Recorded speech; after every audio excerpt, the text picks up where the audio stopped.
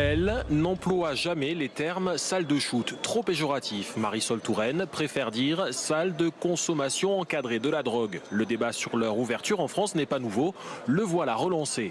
Je vais travailler avec des municipalités qui sont prêtes à s'engager. Il y en a plusieurs, de droite comme de gauche. J'espère que ça pourra être annoncé, que des expérimentations pourront être annoncées avant la fin de l'année.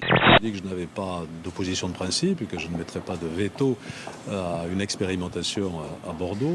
Et si quelqu'un fait une overdose dans la salle de shoot, est-ce que c'est l'État qui est responsable? Si quelqu'un qui se drogue sort de la salle de shoot et commet un crime et un délit, est-ce que c'est l'État qui est responsable? Enfin, tout ceci n'est pas raisonnable. Je trouve que c'est dramatique sur le plan moral, dramatique sur le plan politique, c'est dramatique sur le plan sanitaire. Et évidemment, j'ai une pensée pour les riverains. Entre ça et les déclarations de M. Payon sur la dépénalisation du cannabis, effectivement, on a de quoi s'inquiéter des cours de morale laïque qui vont être donnés à nos enfants dans les écoles. On ne savait pas que vous consommiez de la drogue. Vous prenez que du cannabis? Non, je prends aussi de la coke, mais ça me fait couler le nez. Pour tout vous dire, je préfère les extasies. Gilbert, ça mes extas, tu me sauves. En attendant l'arrivée des salles de shoot en France, les consommateurs de drogue s'installent dans les lieux publics. Face à l'insécurité, plus de la moitié des Français seraient favorables à ces nouveaux lieux de consommation de drogue. Moi, Zaya, c'est très bizarre. On m'a jamais proposé de joint, même jamais de cigarette. Par contre, on m'a proposé plus de 8700 fois des pipes.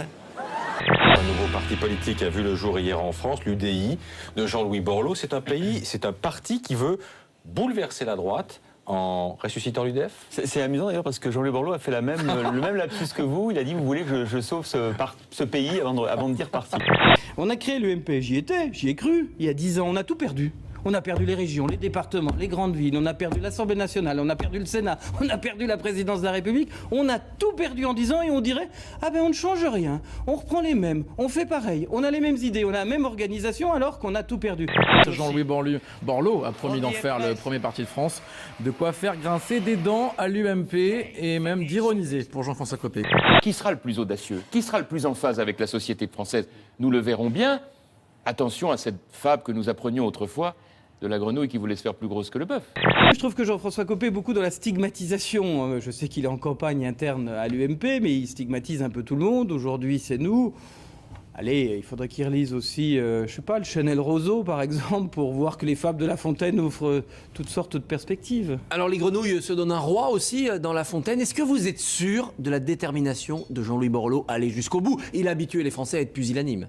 L'enthousiasme de Jean-Louis Borloo est, je l'espère, communicatif. Je souhaite qu'il s'inscrive dans la durée.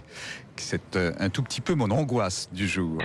À ses côtés, d'autres personnalités de la génération jeunesse du quinquennat Sarkozy, comme Ramayad, qui rejette depuis longtemps la droitisation de l'UMP.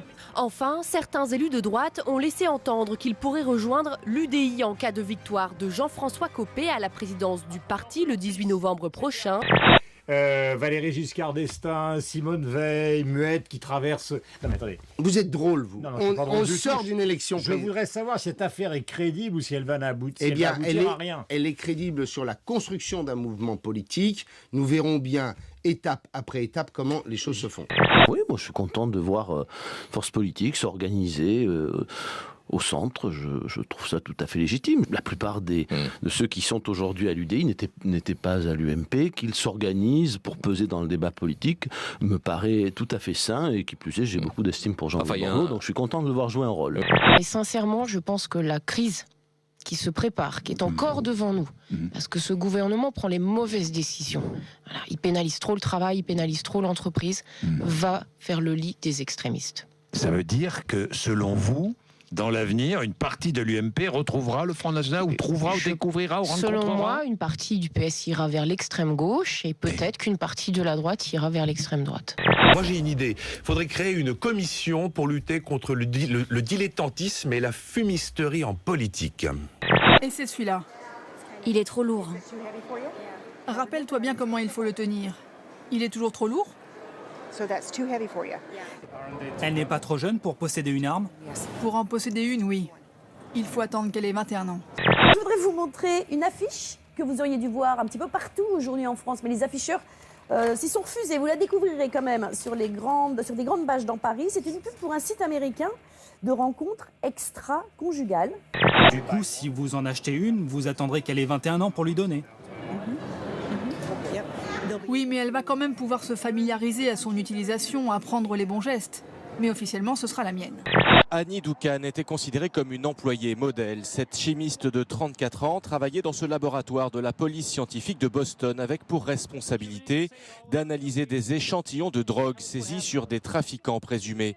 Mais pour accéder à ce poste, Annie Doucan a falsifié son diplôme de scientifique et exerçait donc sans aucune compétence dans ce domaine. Pendant 9 ans, elle a réussi à tromper ses supérieurs en faussant le résultat de ses analyses. Des scientifiques, en l'occurrence des séismologues, peuvent-ils être condamnés pour n'avoir pas prévu un tremblement de terre? Un tribunal italien vient de répondre oui et de condamner à 6 ans de prison ferme les 7 membres de la commission italienne Grand Risque qui s'étaient réunis à l'Aquila 6 jours avant le séisme, le 6 avril 2009. Un séisme qui a fait plus de 300 morts. C'est son efficacité qui a fini par la trahir. Là où ses collègues réalisaient 150 expertises par mois, elle en faisait jusqu'à 500 dans le seul but d'impressionner sa hiérarchie avec des méthodes qui jettent le discrédit sur les quelques 34 000 dossiers que la pseudo-chimiste a eu entre les mains. Depuis le début de l'affaire, une vingtaine de personnes ont été libérées comme Milazia Johnson. Emprisonnée depuis février 2009, alors que sa fille n'avait que 2 mois, elle purgeait une peine de 3 ans de prison sur la foi d'une analyse erronée d'Annie Doucan.